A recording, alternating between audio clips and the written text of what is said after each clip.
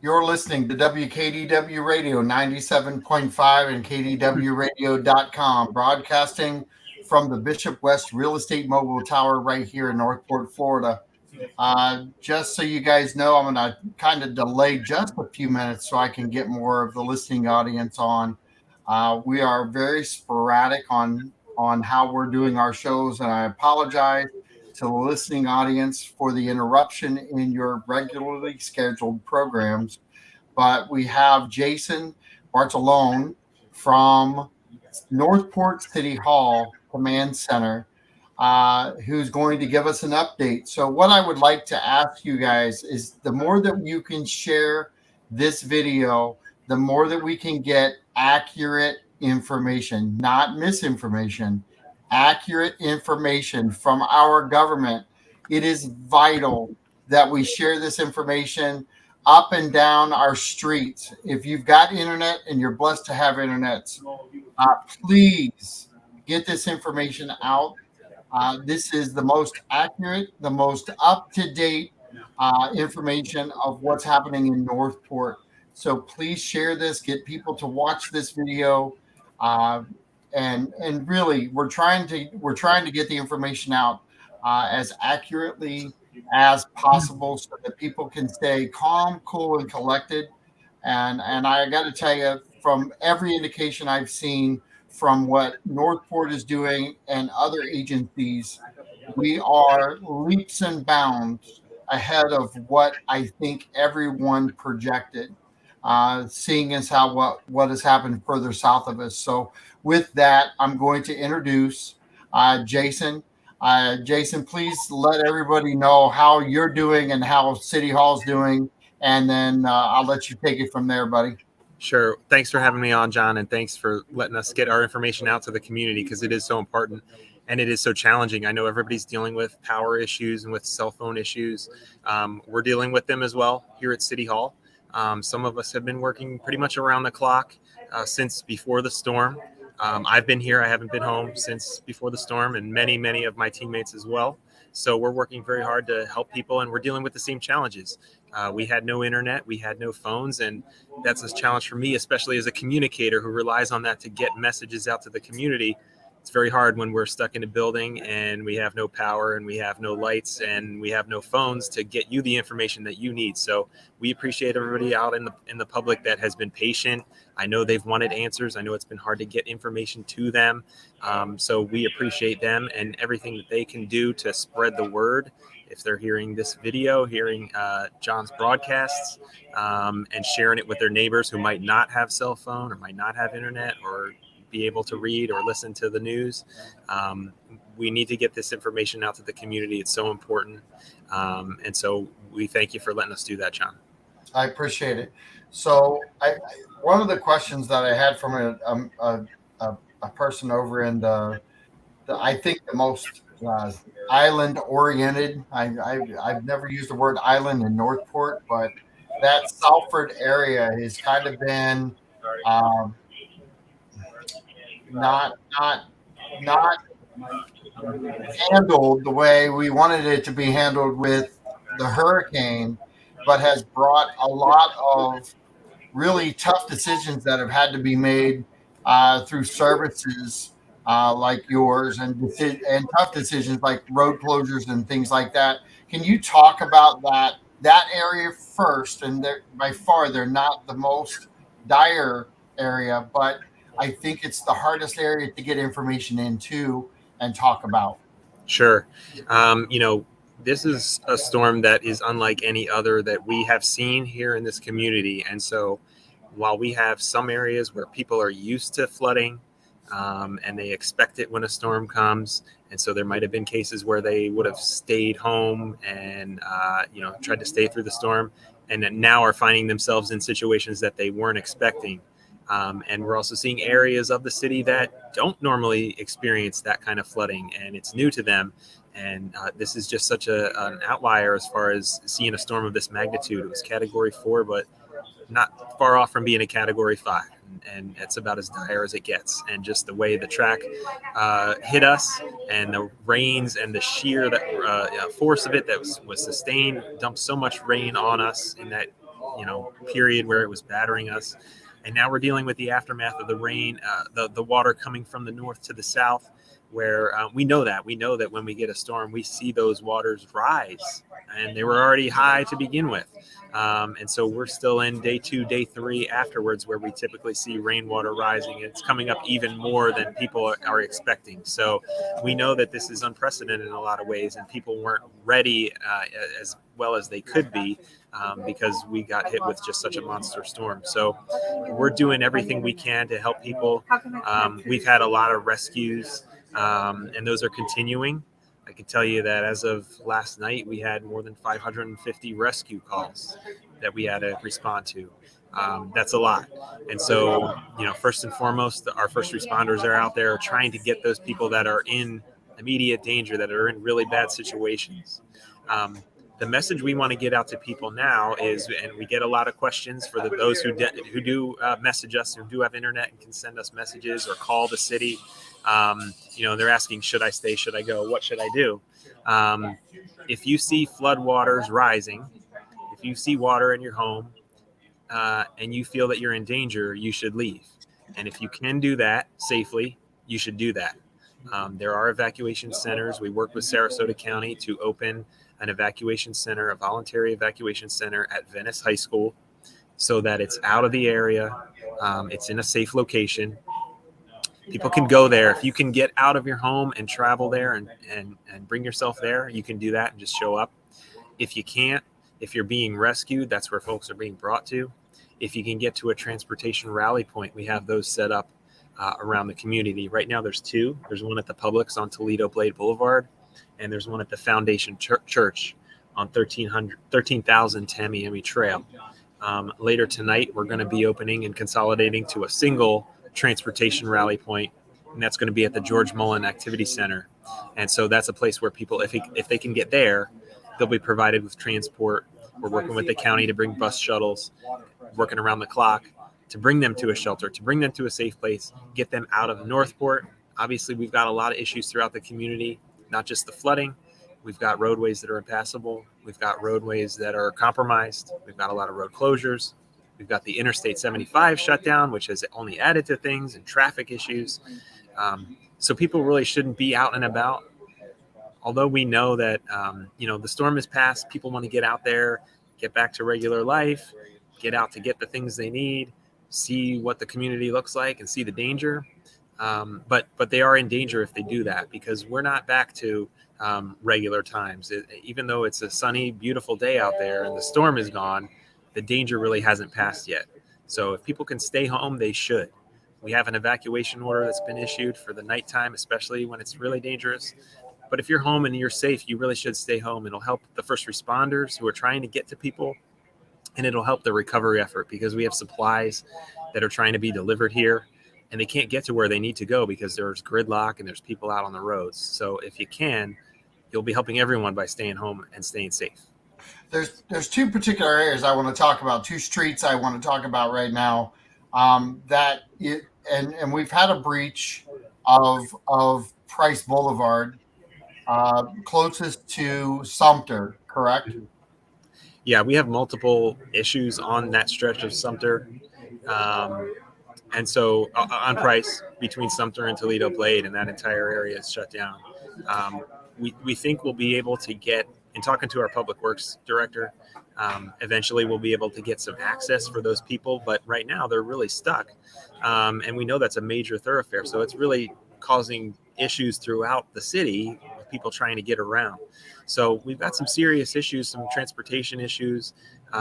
We've only begun to really assess the damage. We're still in response mode and an emergency response.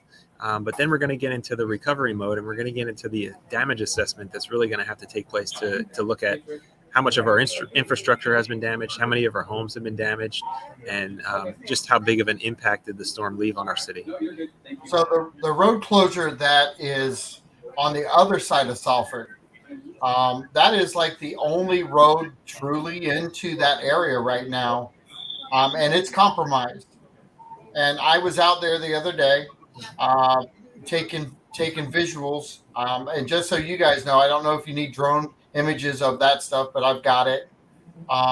just trying to collect the data that seems to be not in the national news because, contrary to everybody's belief, yes, we got hit, but we didn't get hit the hardest. There are communities that are suffering worse than we are. We're in life saving mode and try to rebuild mode. But if people are in that suffered area, would you continue to use that bridge that's closed as your daily route to go out and see things? People again really shouldn't be going out to see things, and use safety, use caution, use your best judgment. But there are a lot of issues, and especially with not only the roads being compromised, the flooding that we're seeing, that can be a dynamic situation that can change. The road can be open one day and then impassable the next because of the water. The water levels are changing. We had to relocate our operations one day, and then we had to relocate them back here at the city because of the changing conditions. So, again, people, I know they want to get out and about, and I know they need to find ways to get where they need to go. And we're going to work as diligently as we can to restore, the road network to get people around the city. But we're in a serious situation, and we need everybody to do their part and stay home and stay off the roads if they can, as much as they can. So, how many remaining connections do rescue workers have into that section of town?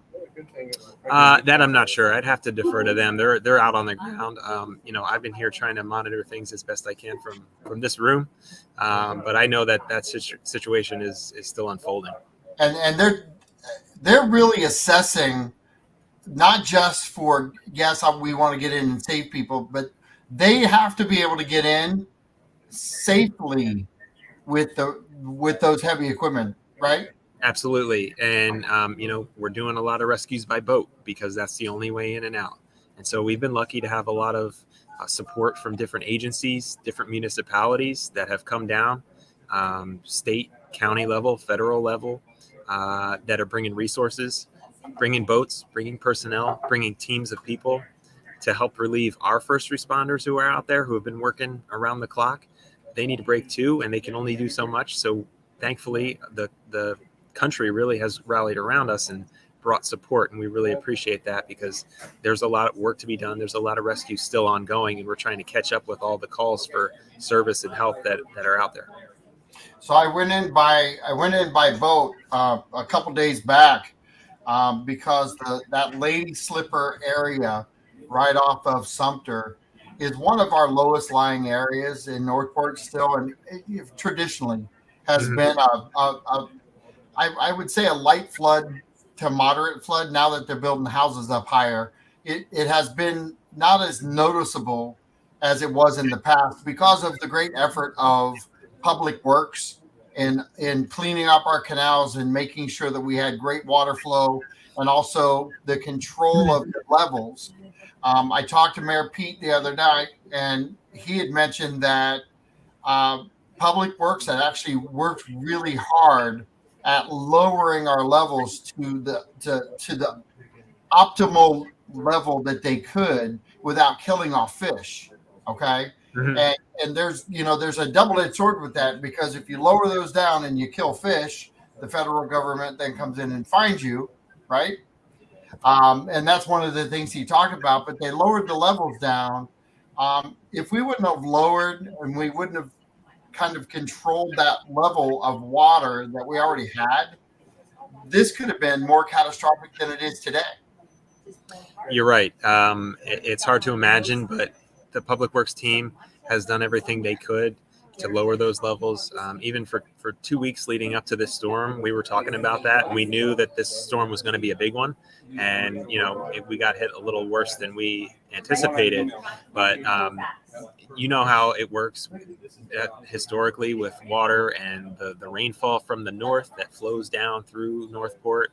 And those water control structures are a big part of helping the recovery process because they allow that water to keep flowing.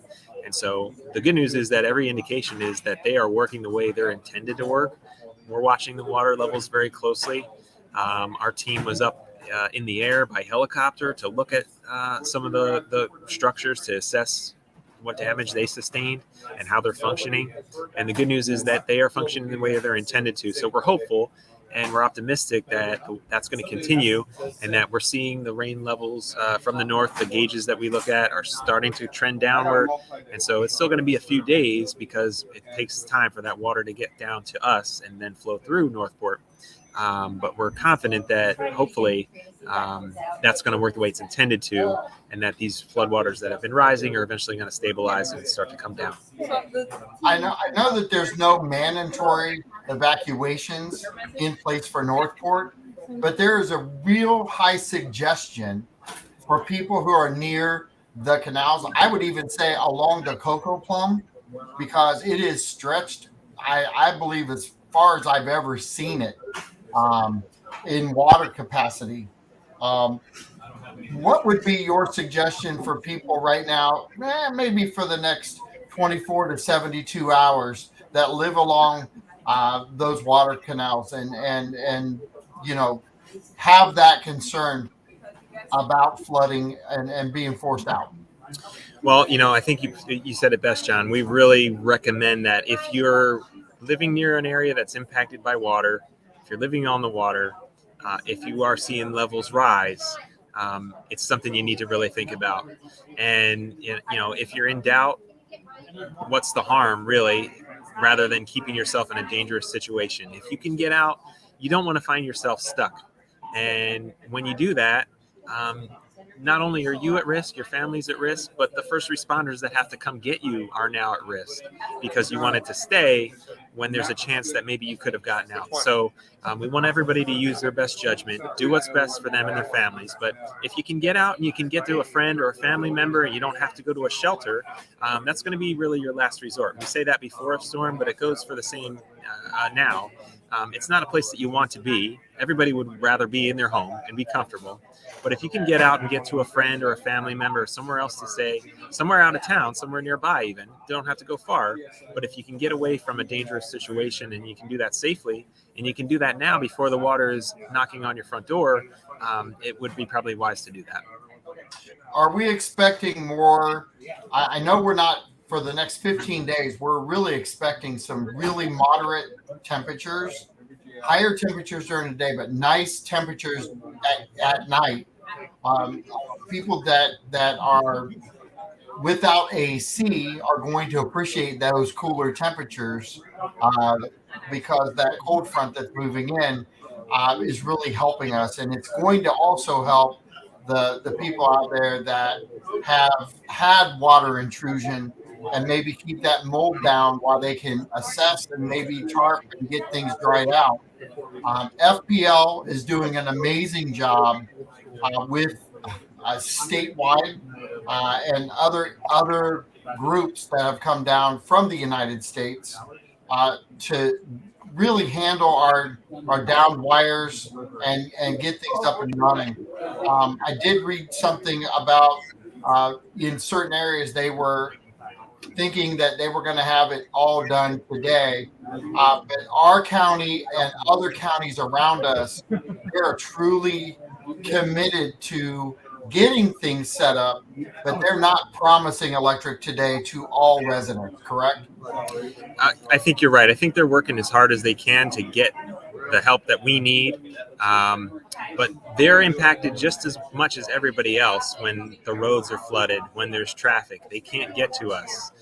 They have to wait for the impacts of that storm. And as you know, it was a long one with sustained winds for a long time that wasn't safe for anybody to be out there, including those crews. So now that that's subsided, it's great. And it's unfortunate that we have such beautiful weather and a lot of us can't really truly enjoy it because we're dealing with the impacts of a historic hurricane.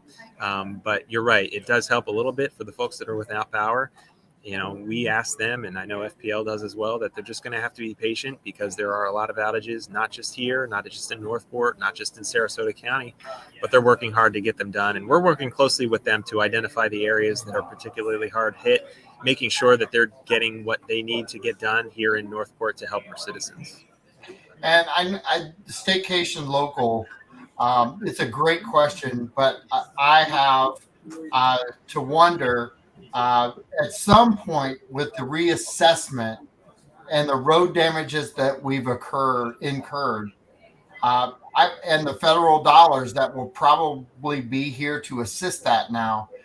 Things are going to change within the infrastructure of Northport at some time, but it's not a priority for you right now, correct? Well, it's something that everybody's thinking about and looking at, right? So, we've had conversations already of what is it going to look like to rebuild Price Boulevard? What is it going to take?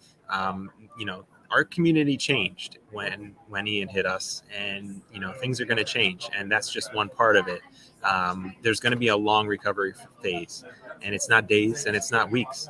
It's going to be months and months from now, with all the impacts that we're seeing that are going to have to be addressed, and that's one of them.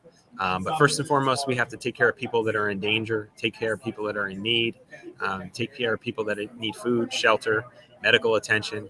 We take care of that first, but at the same time, we're also juggling that recovery phase. And we have professionals who are trained, and our teams are ready. They're ready to get out to assess the damage of the community, really take stock of just how bad we've been hit and where we need to go from here.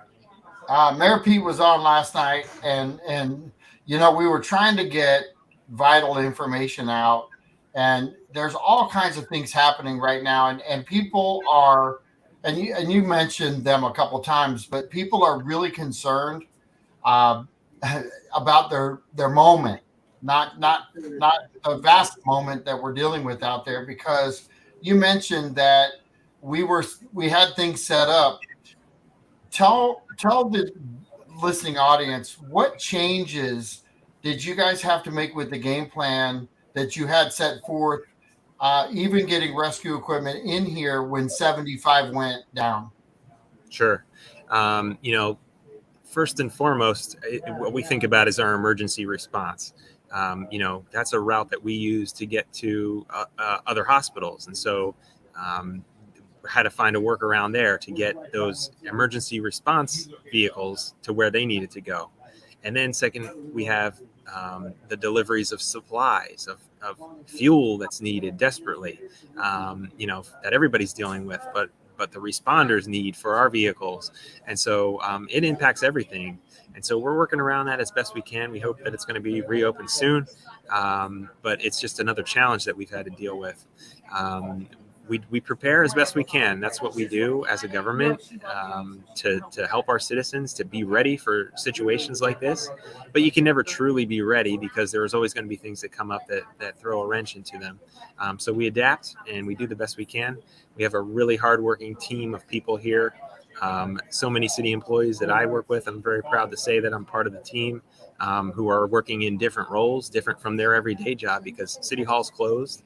We're hoping to get back to our regular, business day and our business as normal as soon as we can, and restore the services that the community needs.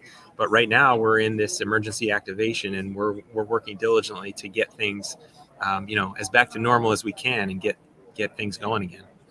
And I want to talk a little bit about that, because I took some video of the trash trucks moving around at the compound. I want to talk a little bit about the compound and its situation, because while homes here have gotten hit, we've had some issues at the compound. And one of the biggest things I think is targeted in this time of need, whether people believe that, yes, it's survival, but it's also the picking up of debris and the picking up of trash, to get things, keep things healthy within the community.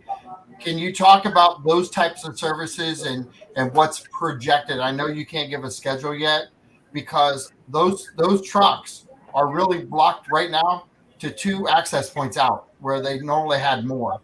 Can you talk a little bit about that? Sure. We understand that everybody has need out there, and, we all want to get back to normal. We all want to get our trash and recycling picked up. Our public works crews, solid waste, are working very hard to make the critical pickups. So what are the areas of the biggest need? How do we get to them? We don't want health and safety impacts from trash, from debris. The city has debris contractors under contract. So if you remember, a lot of communities experienced this during Hurricane Irma, with so much debris that was left around the state. And that cleanup process took in some communities weeks and weeks and months because there was just so much. So thankfully we have contractors on standby so that when it's safe for that operation to go on, when the roads are clear enough that they can get in and start to do that work, they can get the debris cleared. We all want to get back to normal. We want to restore service as much as everybody else out there does. But we ask for everybody's patience as we work through this process. Northport TV wants to know, what are some of the immediate needs of first responders and the city that could aid in the efforts? We are working very closely with the state and the county to coordinate this response. So any needs that come out of the city, we elevate them up to the county level and to the state level, and we have a process for that. And there's been an outpouring of support and, so many agencies, so many other communities that have dedicated resources to us. The state has been great. The county have been great to get us the things that we need, whether that's vehicles to help with the recovery, with generators, with fuel, all those things. We have a chain that we work through here out of the EOC and a process that's in place so that we can get those things that we need. And Allison, you have a question, Allison Johns, but you didn't post the question. So if you post the question real quick, I'll get back to Jason with that. But Marie Golden, she wanted to know, when do you expect the flood water to stop rising and begin to recede? I think we all want to know that. And, it's a little hard to say because it depends on the area. Like we said, we typically see levels rise for, up to 3 days after we have a regular storm event. But it can be a week sometimes where it takes for those waters to truly get back down to normal levels. So this is going to be a long process, and we need everybody to be patient and understand. We were hit by a storm that we have never seen, a lot of us in our lives. And so many of us here in Northport are new residents to Florida. As you know, how much the community has grown. So imagine so many people here have never experienced any hurricane, and this is one unlike any that any Floridian has seen before. So, it's going to take some time and until we can get back to where we were before this storm hit us.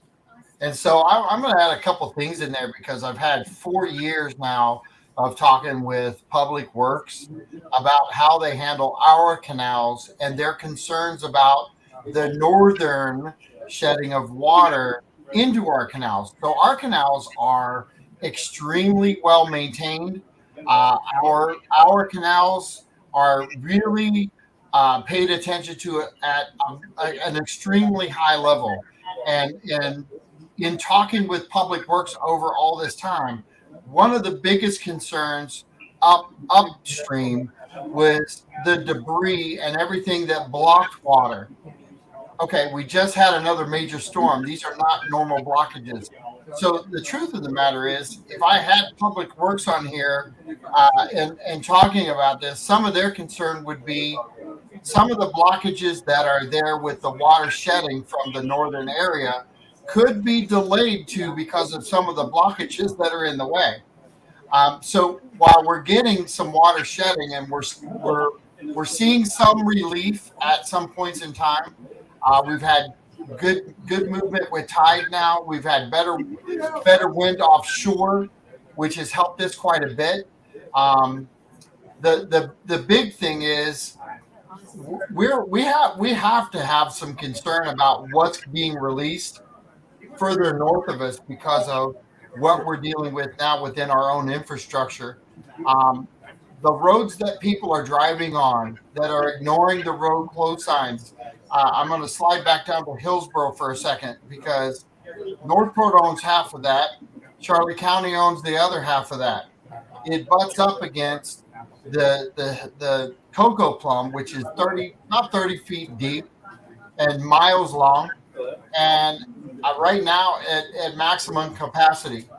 If people continue to drive on that road behind Kia and they force the Cocoa Plum waterway water down that 4-foot canal that runs alongside and under US 41, Are we assessing that as a possible disaster if that happens?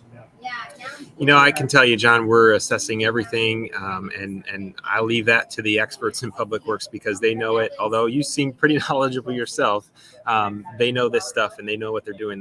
They're working very hard. What we really need for people to know and to understand is if you see a road closure sign, it's there for a reason, and please observe it. Not only for your safety, but for the benefit of the entire community, because it can hamper the recovery, just as you said. So, again, we can't stress it enough.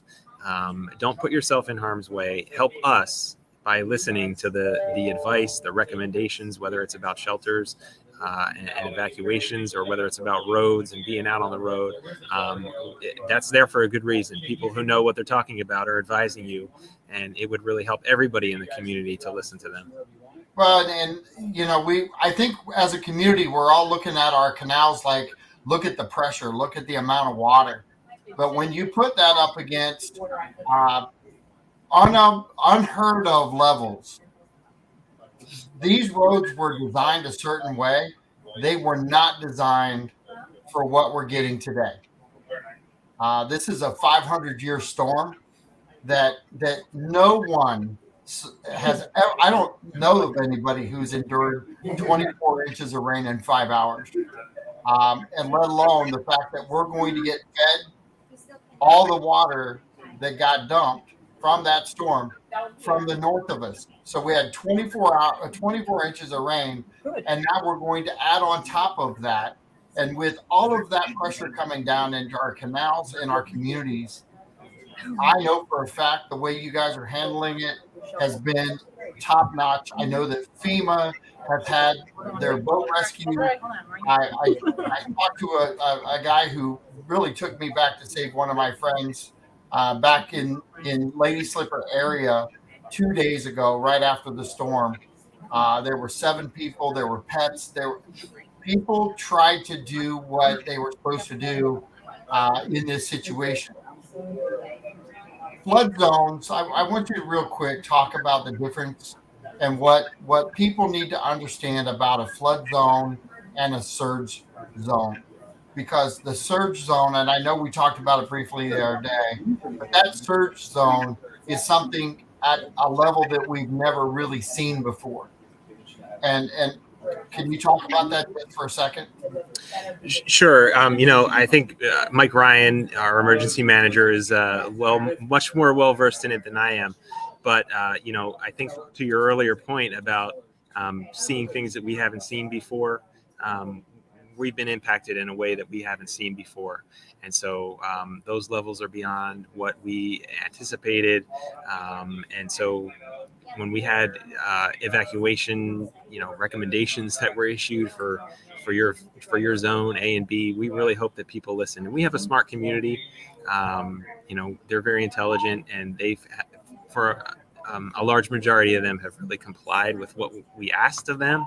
And we know we're finding people in difficult situations where they're needing help now that weren't able to get out. But I think the level that we're seeing was something that nobody could really anticipate with this storm and the magnitude that it's been. Can you talk about some of the first aid and food and water stations that are being set up in Northport, and kind of really educate people that they're not forgotten, that there's a process in place for all this? Go ahead. Absolutely. We're currently working on a point of distribution. You know what, John? I'm going to have to call you back, and we'll get you some more information very soon. All right. We'll be in touch. All right. Thanks, buddy. Thank you. Bye-bye. All right. I will get him back on the air later today. I promise you, I don't know what's happening there. But obviously something in the background there has stirred something to go on. So there's meetings happening all the time. There's critical information being distributed. Please join me later. I cannot give you a time. I promise I will. Please share this video. Okay. Please share this information out to whoever you can share it to. As far as the food and the water, I know that if you go to San Pedro was one location that provided that. That there's food there. Publix on Price Boulevard, or not Price. I don't know if Price is open yet over there, but the Publix on Tamiami Trail, the Publix on Toledo Blade have both been open. There have been gas stations open. Please take cash if you can take cash to them. Some take credit cards still, but take a $20 bill. Most gas stations are rationing $20 at a time. And just so you know, don't get greedy because you're not gonna. There's people that are walking up there with 30 gas cans. You're gonna get $20 or whatever they allow you to get. Please, please, please understand there's more help on their way. There's more help. They're dealing with all kinds of emergency issues out there. The roads, just our roads in our own city are compromised. Okay, they're compromised. I think about the pressure when you're driving around looky-looing. You know, I volunteer at the radio station. I do my show each and every week, twice a week. Rich Suggs does. We have press passes. The reason we have press passes is we're trying to get the information back to you. We're part of the first responder unit, whether there's a national crisis or not. Please keep that in mind. When I'm telling you I'm out there, I'm not out there telling you you should be out there. I'm out there trying to get you the information, trying to get the public the information that gets us more assistance. Okay? I know that I did the show last night and we talked about this stuff, but understand, if the road says it's closed, I'm not driving on it, and I would encourage you not to do the same thing. And as a responsible citizen, I would absolutely make sure that you had a situation covered if somebody was driving over a road closure. There could be life or death on the other side of that road, and if there's no chance of getting help, a life could be lost. Only because you want to be a looky-loo and you want to get out and go. Prime example, I worked my way back to my sister-in-law. We walked 2 gas cylinders across the bridge. While we were there, 15, 20 cars going over the bridge. Here's the example you have right now. Compromised way out has already occurred behind Walmart. It has already occurred. There's no road and there's no stoppage or slow down of water. Okay? So that's a free-flowing canal right now. Free-flowing. If we continue to open our canals to be free-flowing, can you imagine what's going to occur? The Coco Plum is already as high as I've ever seen it. It's just too risky. If you go in the water,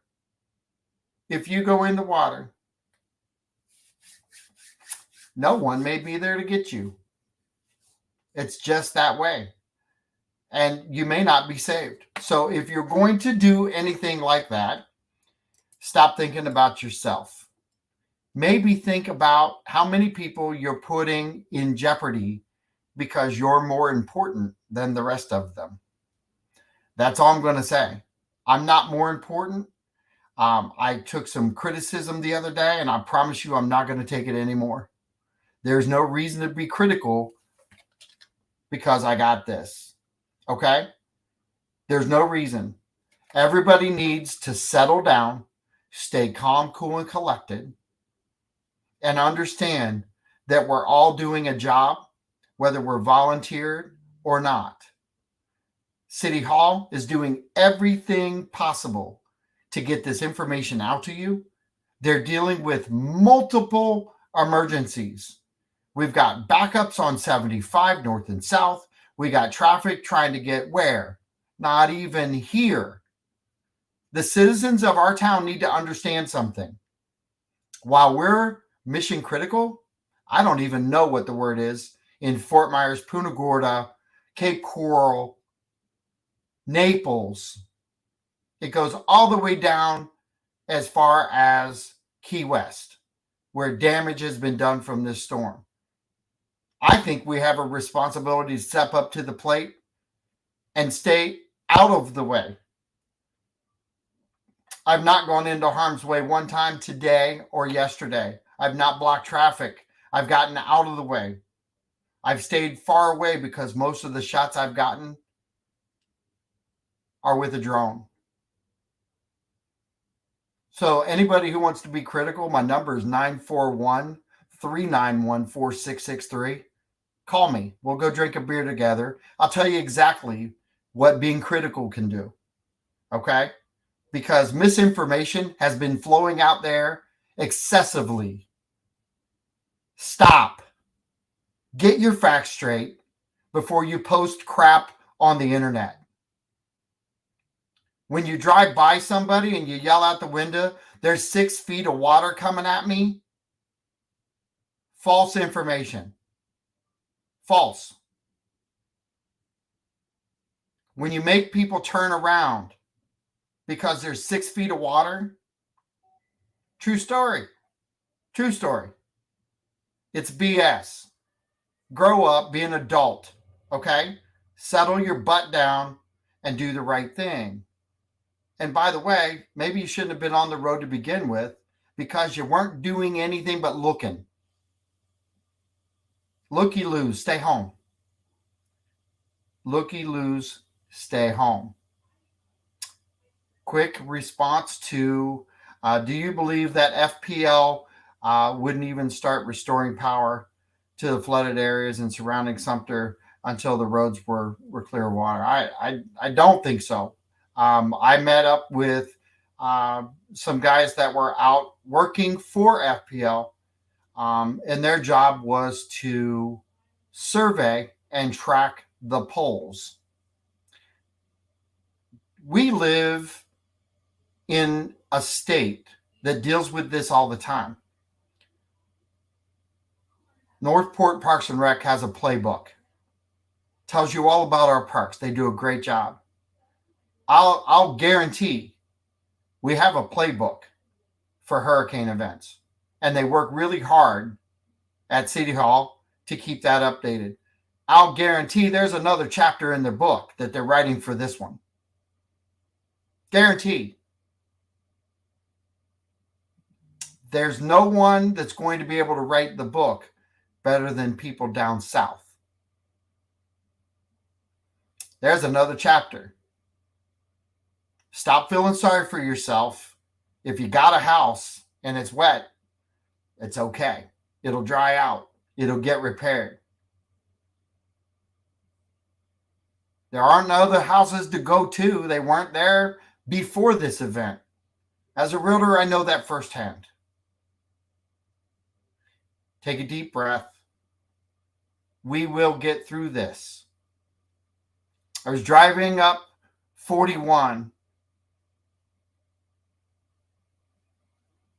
and looked over and saw Holiday Park entryway.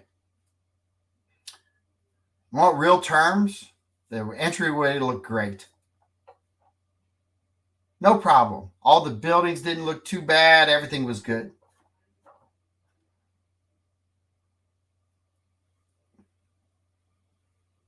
It's not there. It's destroyed. A picture of entry is not what you see when you get in. If you think you have a bad day, think of the person that has no house. Think of the person who wishes that they were in their yard. I'm just putting some perspective out there. I've seen great people doing great things in our community. Big time. Big time. I've also seen people who they're rocking my world. Okay? because they're selfish. They need to slow down. We're on day 3.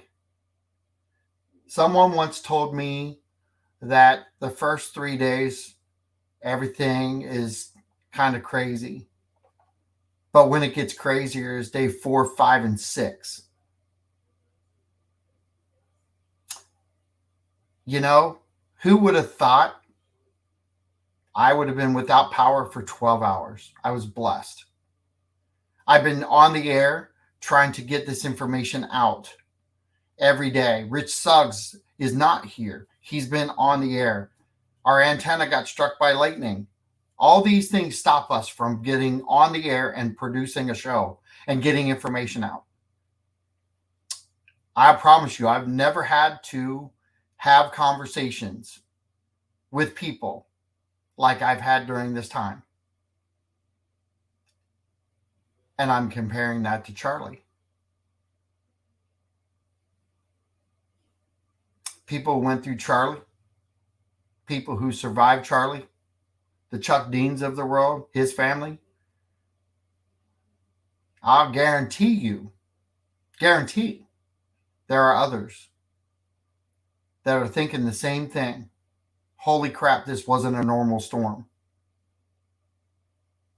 If it wasn't a normal storm, why do you want abnormal requests? I talked to a guy the other day, and all he wanted was the city of Northport to have water at the end of his driveway so he could drink water.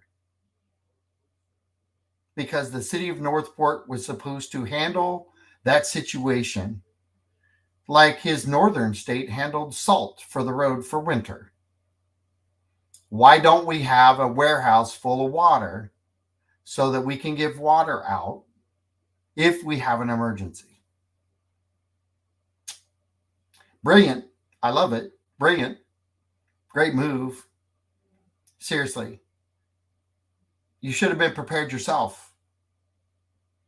You're holding the city of Northport accountable for a hurricane preparation that you only get told that the minute you get into this state. And you want to up the standards to salt? I'm from Ohio. We collect salt too for winter. Last time I checked, the northern states didn't drop a bag of salt off on my driveway so I could salt my driveway. We bought it ourselves, or we shoveled it ourselves. Did that since I was a kid. Please start thinking about this strategically. Please start paying attention and tell people around you to slow down, to think things out, to be strategic on what you're going to do and how you're going to get there. And make sure it's a dire need, not I got to go looky-loo.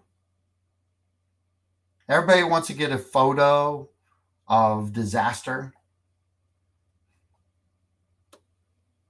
I don't want to take any more photos of disaster. I really don't. It's not pleasurable. I don't need hits on Facebook, YouTube, or any of these things. It sucks to go out and watch lives destroyed. So if you're out there and you think you're cool taking the shots, get off the damn road. Okay? Let people get in there, assess these things, and get our lives back together so we can rebuild this community like we damn well know we're going to.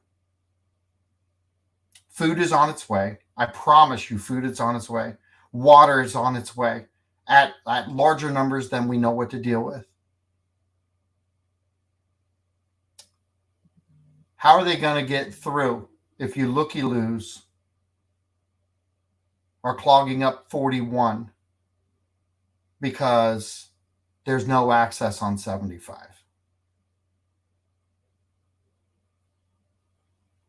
Thinking about that? Can you share it for me? Can you let people know that if they're out there just gallivanting around, They could be blocking food and supplies for not only our community, but people further south than us that got hit harder than we did. If you haven't seen pictures and you don't have the capability of seeing pictures, when you do, and you look back at your house that has 3 shingles off and a broken window, I think your perspective will change. At least I hope so, because I think we have great people in our community. We're blessed to have a lot of help, a lot of infrastructure that has done its job. But if we continue to not obey the signs on our streets, the damage and the work that we're going to incur post this event could make your life much more difficult than the last 3 days. And it could take longer.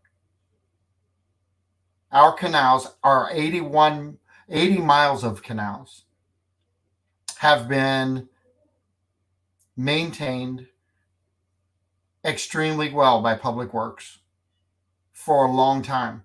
They have been replacing the levees throughout. The amount of water that's coming down right now, I'm overly impressed with the fact that General Development built them 60 years ago, 60 plus years ago, and they're actually holding. Technology's changed. Our canals haven't changed much. We've had these canals since the start. No other city deals with these canals. For you naysayers out there that say we don't need equipment for our canals, maybe this is a wake-up call that other communities upstream need to work that too.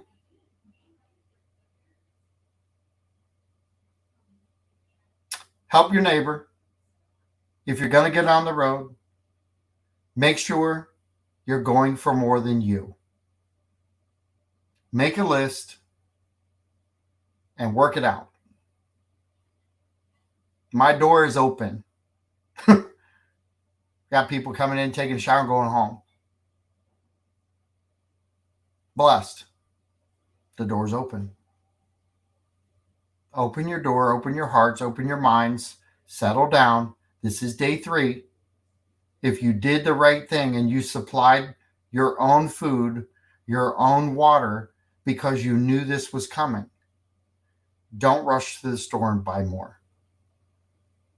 Because you're clearing the shelves for people who have nothing because they don't have a house. They're being told to go to a shelter when you were told to go to a shelter or shelter in place. You were told, gather supplies. Take these things with you. If we start hoarding supplies now, and you will, some of you won't, but if we start hoarding supplies now, supply chains in this country have been harmed for a long time.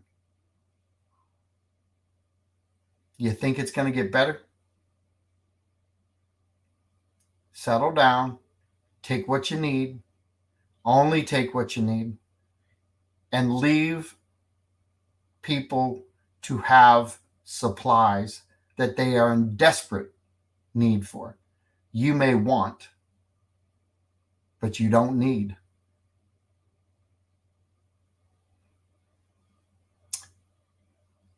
I'm going to be back. I appreciate all of my listening audience. I want you to share this information. I'm going to promise you this. The visuals I got on 75, I've never seen 75 north and southbound closed unless there was a major wreck. Well, we've got a major wreck on our hands, and it's 75. And that's our lifeline. That's the lifeline to our neighboring communities. They're working diligently on how to get supplies south of us too. DeSoto County, in case you haven't heard, worse than we are. So there are no roads to go middle of the state. There's no evacuation route, or there's no way of bringing trucks through that direction. You're limited on gas. Where are you going to go? Where are you going to go? Before I get off the air, I know that I have listening audiences out there right now on Facebook and YouTube and Twitter. I hope that we're doing the right thing by you. I don't mean to be abrasive. I do mean to be honest and trustworthy. It is not pretty out there. And I'm talking about our community. I've been outside of our community because this is where I live. Been here for 23 years. I have no desire to think about going anywhere else. But I love our surrounding communities. And if we all don't take a deep breath, they're going to suffer too, more than they already have. Do you have any last questions? Do you have anything you want to get off your chest that you please comment? Please ask questions. If I can't, and I do have a lot of answers, believe it or not. I've been doing this now for 72 hours, and I've interviewed a lot of people, talked to a lot of people. But if I don't know the answer, I'm not going to make one up. If you post your questions, my promise to you is I'll find the person who can give the answer. And let's start counting on the truth and stop the BS of false information. Our community can't take false accusations. Sumter Bridge going over Coco Plum did not collapse. Our canals are stretched beyond belief. We have erosions out there. Let me see. Here we go. Do you have an answer on if it will flood more on Salford? All right. So Cindy, my sister-in-law is over there right now. Like I said, we've been taking things over. The breach that happened on the Salford area is right behind the Walmart, that first bridge. I can't promise you there's not going to be more. My question would be, if it's moving higher around your home and going into the street, and it's the true statement with a flood of any sort, okay? Because even as a kid, I was in a flood. The one thing you do is you run from water. You get to the higher ground, okay? Right now, we're not seeing a wall of water. What we're seeing is movement of water through our canals, whether it be at a freer pace. It was controlled prior to. It's not controlled when there's breaches. There is no slowdown of water. When you have that force of water coming at you, that's when it rises quicker. My suggestion, if it's rising too quick and you see it rising and you feel uncomfortable, don't wait until you feel terrified. Go to the shelter. Honest to God, take your book, take some snacks, take a pillow, take a chair, take your blanket, go to the shelter. What's 24 hours in a shelter to reassess what's happening? That's all. You live that 24 hours at a time. We did it through Irma. Okay? We did it through Irma. But if you feel unsafe, and I'll go one step further, If you've been through a flood before and you think this is just your normal flood, I'll just tell you you're wrong. You're wrong. If you see the amount of water in DeSoto County and north, where's it going to go? The truth is, we have no clue how it's going to affect and what's going to happen. The only thing, Cindy, that we can count on is that if you see a situation that makes you uncomfortable, leave it. You can always go back. You can always go back. I see that you have something else. How are they supposed to get out? There's too much flooding. Well, great. You can, if you've got a medical emergency, you can call 911. You can call 941-429-7000 to get on the list to get airboated out. Relax. There's a way. Listen, I saw FEMA in action. I was on a boat before FEMA got there getting people out. There are people coming from other counties throwing their boat in the water to get us out. Firsthand. Did it. Went into an area that I didn't know what I was going to run into because I had a friend that I know was flooding. The most terrifying thing that I will promise you is when you walk into an empty house, knowing that it's flooding and you can't find the person because it's dark and you have no clue where they're at. Thank God I got a loud mouth. My Buckeye fans out there, they know I can yell, okay? It's the one time that I can promise you the yelling I did was also the fear of what I would find.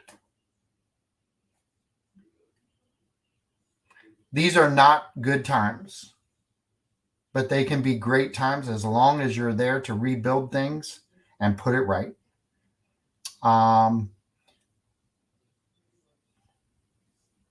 If you're trapped, second part of your question, if you're trapped and you have no food or water, very simple. 941-429-7000, but you have to tell them you want out. You have to tell them you want out. Carol Speckman, great comment. We learned this last night. Unless you are on a 911 call to be rescued, they will not come and get you after dark. So if you like rising water and you have rising water during the daylight and you need food and water, they're not going to bring that to you. So what are you going to do? Leave or stay? Silly question, but it's been answered several ways and people have stayed. Less than 24 hours later, they're calling or scheduling to get out. Cindy, I love your question. These are great questions. There's something to be said about being prepared and the ability to let it go. At some point, if you're in a house and you have no electric and you have no food and you have no water and it's flooded, I think you've done all you can do because you survived all those things and you're still able to get out. But if you refuse to get out, why should we come back and help you when there's other people who want out, who need out? Every time someone takes an opportunity to go in to rescue you and or a loved one and they refuse to leave because they want more water so they can wade in their house? Think about it. Cindy, great questions. And really people need to think about the resources that are being wasted on people who want to stay home. Common sense. It might be a huge amount of common sense. Huge. Saw it firsthand. Rode down the street in a boat. One of the most chilling, still sucked. Just sucked. And there were people that stayed and said, I'm going to wait it out. Stupid. Don't wait it out. Water is nothing to play around with. First responders are nothing to play with. They're there to save you, to save others. If you don't want to leave, yell it out your front door before the boat gets there. You know, I looked at a picture today and I realized that the picture of our waterfront properties didn't have streets. Perspective. If your house is not a canal house and you have one now, and the water's not receding and it's still going up, suggestion is to leave. Highly suggested. Cindy, thank you so much for your question. I hope I answered that the way you wanted me to. Let's see. Ron Gray, hats off to the first responders. Kudos, Ron. Kudos. They're amazing. They're doing a great job. Let's see. Ashley says, unbelievable. You're awesome, John. No, I'm not. I love the community. Ashley, I appreciate it. Truthfully, we all are doing our jobs. Everybody's doing their job. Everybody is focused on what they need to do. Ron, do you have another? I know this is unknown. Any idea when electric might be restored? Days, weeks, or longer? Okay, projection. Okay, small projection. Most right now are getting turned back on in phases. Okay, as they complete things. So I know I got the Bridgetown area, Oasis, Atlanta Braves area. Okay, the Welland Park, Northport Welland Park, Northport Grand Paradiso, all those areas up there, they're getting restored. Now I don't want to aggravate anybody because that is Northport, but understand that infrastructure is totally different than some of the infrastructure that we're dealing with in other areas of Northport that have telephone poles and different things. That's all underground. So that was a lot more protected. So it was easier to get it turned on. Exactly where I live too. We're mostly underground. Okay. The infrastructure is set up totally different. So a lot of the things that they had to do to get things connected back up, just the new infrastructures that they're doing versus the old style. We were going to a lot of underground, the Salford area, that area right there. It was going to underground as the hurricane was going. So I can't promise you anything, but everything that's been out there on FPL and everything that I can read is that 95% of the southern areas are being restored. Keep in mind, they don't have a lot of houses. There's infrastructure that needs repaired. So when houses are gone, they're not talking about those people, okay, that had to relocate. But they're getting this restored as fastly and as quick as possible. And I got to tell you, at day 2, we had people surveying it, okay? Got pictures of it. They were here. They were on the ground, boots on the ground, doing everything they can. And I said this the other day on the show, the fact that we have Publix open and operating less than 2 days after a hurricane, less than 2 days, I find to be absolutely amazing. Amazing. They're going to restock those shelves. Everyone slow down, because guess what? We got 2 open. There'll be more. Okay. There's free food being handed out. There's food and water that's being handed out at San Pedro, Blue Ridge Park. So all those areas that the first aid and is getting into, those things are all time. There's free food for Port Charlotte people and the Inglewood people. And I will try to post this on this feed so people can get out there and get to it.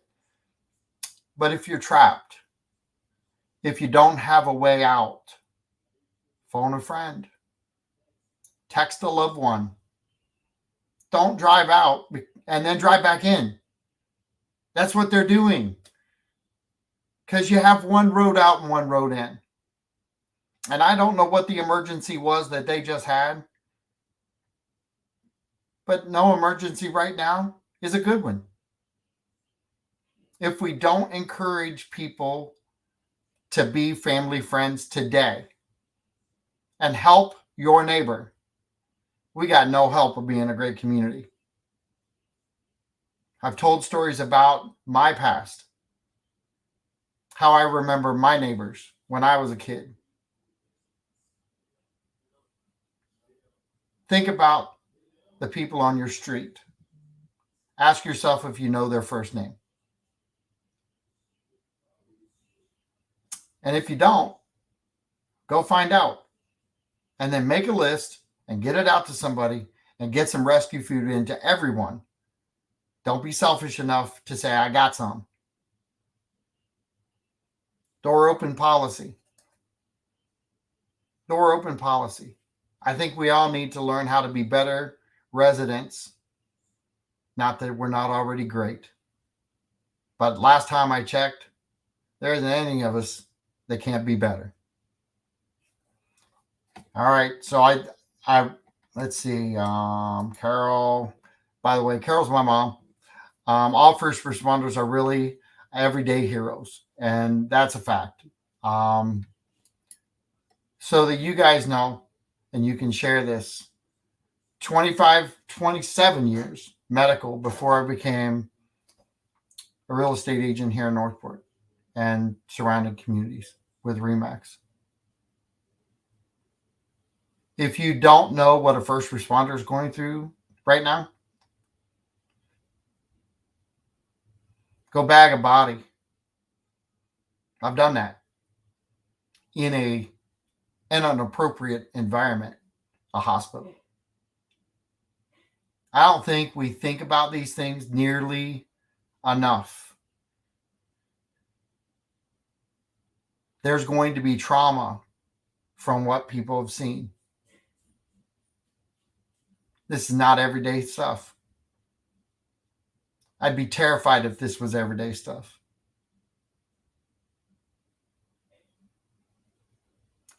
Let's all rally. Realize what we have. Understand what we lost. And support everyone who is trying to help this community right now. I said it the other day, get rid of the R and the D and get your opinion out of the way.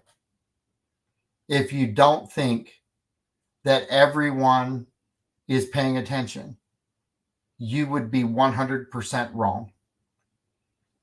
If you're sitting there thinking, poor little me, stop. I'm 100% fine. Home is 100% fine. Blessed. I haven't stopped thinking about you all. And I'm just a radio show host that happens to be a realtor who loves my community. Rich Suggs feels the same way. Please, everybody take care. Everybody relax. And I promise you, as soon as I get more truthful, vital information, I will be back on Facebook for you to share and get out to the public. One last thing. The national news sucks when it comes to talking about Northport. And I've said this over and over again.